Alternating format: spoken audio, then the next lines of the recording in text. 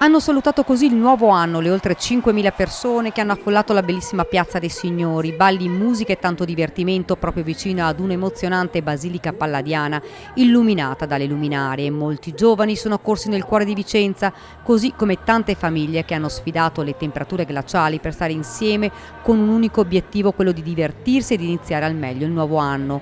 Poco prima della mezzanotte il saluto della piazza al sindaco Francesco Rucco. Alziamo tutti la mano e salutiamo il sindaco! Ciao sindaco! Una festa entrata nel vivo intorno alle 11, poi terminata alle 2 del mattino senza nessun problema grazie al dispiegamento di forze dell'ordine che hanno garantito la sicurezza urbana e l'incolumità pubblica.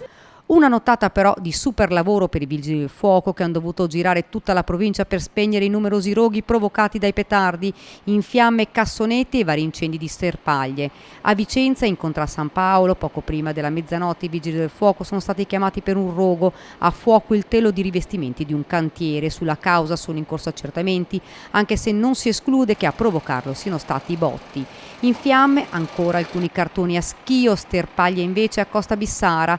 Non solo, a Torri di Quartesolo, sempre probabilmente a causa di petardi o botti, a prendere fuoco è stato il terrazzo di un'abitazione, distrutti la tenda parasole e il condizionatore presenti all'esterno.